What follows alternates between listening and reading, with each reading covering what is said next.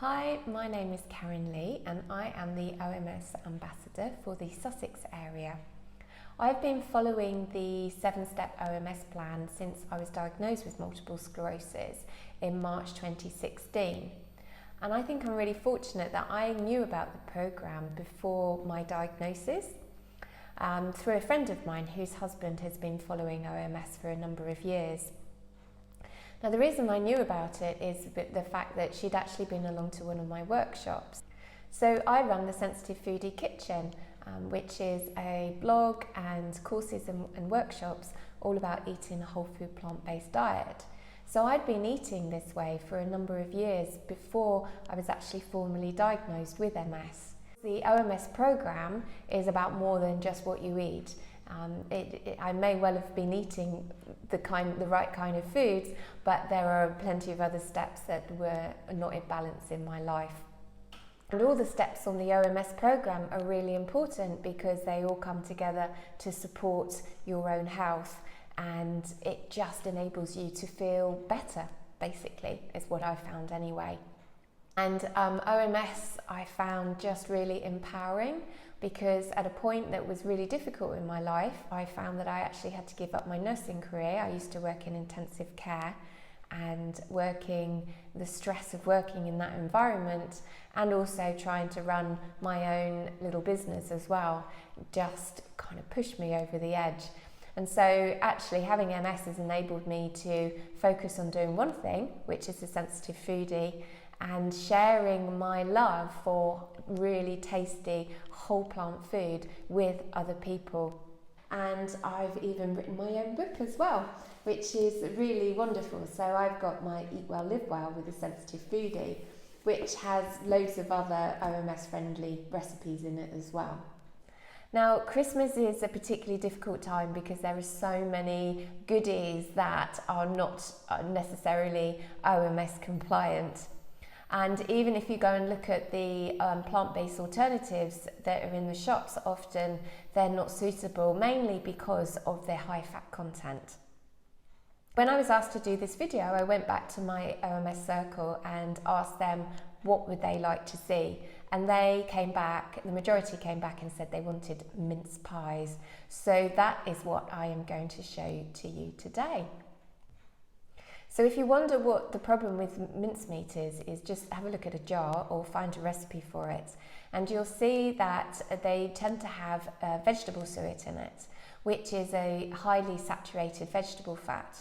And that means that the saturated fat content is way too high to make it OMS compliant. So the mincemeat that I'm going to make doesn't have any fat in it at all. It just uses fruit and to bind everything together, and it's absolutely delicious. So the ingredients for the mincemeat is 2 medium eating apples that have been chopped. You don't need to take the skin off. Then I've got 400 grams of mixed dried fruit. We've got 50 grams of sliced almonds. These ones have been whole and just still got their skins on. Then there's an orange and a lemon, so I've got the grated rind for both and then the juice for both. And then I've got the spices, so we've got some cinnamon, some cloves and some mixed allspice. Now we're just going to add all these to the pan. So in goes the apple, followed by the mixed dried fruit. Then I'm going to pop in the almonds and the juice. Now, if you want to use brandy, you can put 3 tablespoons of brandy in as well. I would actually prefer mine without. And then finally, the rind and all the lovely spices as well. So now I've popped this over a medium heat. I'm just going to mix all this together. And this is just going to cook gently for about 15 minutes until the apple is all mushy and it's all broken down. So 15 minutes have gone by, and I've turned the heat off and let it cool a tiny bit so that you can see it. And if I get up right closer, you can see that the apple's cooked right down and now it's all very thick and gloopy. the dried fruit have plumped out as well.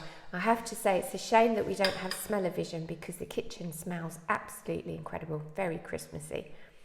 So what I'm going to do now is I'm just going to transfer it. I've got this sterilised jar here. I'm going to transfer the mincemeat into the jar, and then it's ready to use when I want to make the mince pies.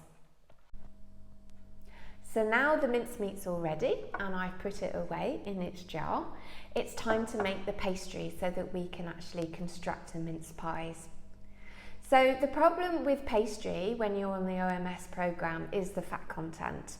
If you're used to making pastry yourself, then you'll know that you either use butter or some form of shortening. So traditionally it would have been lard, or there's vegetable shortening like Trex, and these are really high in saturated fats. And if you buy ready-made pastry in the supermarket, then if you actually look at the types of oils that they're using, they're really highly refined, often using palm oil. And again, these oils and fats aren't suitable for the OMS programme. So to get over this, because you still need to have some form of fat to get a nice succulent pastry, then to get over that is to use a nut or sesame seed alternative. So for mince pies in particular, then pecan nut butter, if you can find it, is absolutely delicious. But that's also very expensive. So you can use almond butter or cashew butter. Make sure that it's 100% of nut though. Some of them add in other oils as well, so again, of which aren't suitable for the OMS programme. The other one is tahini, and that's actually what we're going to use today. And tahini is made from 100% of ground sesame seeds, basically, ground up into a thick paste. This is the one that I've got here, but there's lots of brands that you can find in the supermarket. And you might be surprised that you can use that for a pastry, but it actually produces a lovely, rich pastry, basically. It's slightly different, but it's also absolutely delicious as well. So for the pastry, the ingredients that we're going to use are, we have 125 grams of plain flour. This is spelt flour. I really like spelt. It's got a nice nutty kind of flavour, but you can use any form of flour, whole wheat, or if you're gluten-free, then use a gluten-free blend. Make sure that it's got some xanthan gum in it though, to help bind it together, otherwise the pastry will collapse. And in there I've got a pinch of salt as well. And to that I'm going to add 2 tablespoons of coconut sugar. I like this in a pastry for mince pies because it really makes it rich, a little bit sweet. You don't have to add it if you don't want to. Then here's the tahini. We have 2 tablespoons of tahini here. And then finally I've got 5 tablespoons of cold water, and this has been kept chilled in the fridge for about 10 minutes. In the flour I'm going to add in the coconut sugar. So I'm just going to whisk that together. I like to use a whisk just because it makes sure that everything gets combined. Then I'm going to add in the 2 tablespoons of tahini. Now this is like, you're using this in the same way as you would butter, basically. So you can mix it in a little bit to get some breadcrumbs, but then you need to get your hands in there. And then just rub it in until you get the breadcrumb type texture. So you could just do same as you would with butter, just using very light fingertips. Now you won't get the same, because there's not actually that much tahini in here, you're not going to get quite the same as you would if you had shed loads of butter, but it's similar, and you're just blending it in together. Okay, so now I'm going to give that a little bit of a shake, and then I'm going to add the water, but I'm not going to add all 5 tablespoons to start off with. I'm going to be cautious, so I'm going to add in 4, and then I will add in more if I need it. Okay, so go back to my spoon. Just start bringing it together, because you want it wet enough for it to actually come together into a pastry, but you don't want it so wet that it's all super soggy. So you can see this is all coming together now, and I'm going to add another bit of water in there. We're going to need that other tablespoon. Add that one in.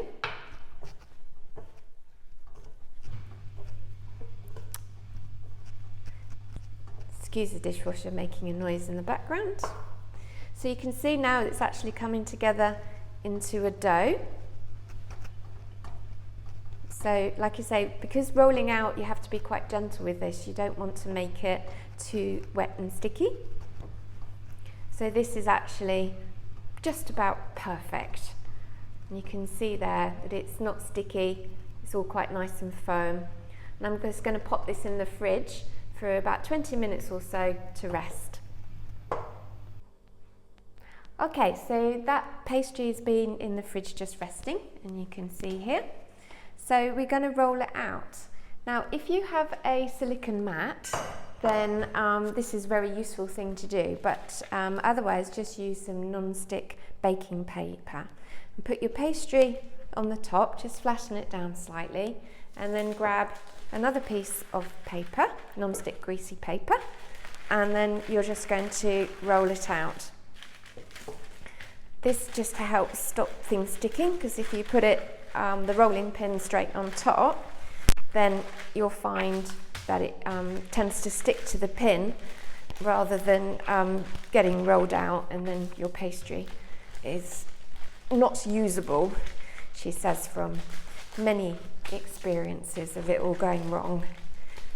So, okay, so that feels pretty good. So I'm just going to peel off the top layer there. And then I've just got a normal cupcake tin here that I am going to put the pastry in. So I'm just going to cut out some circles first of all.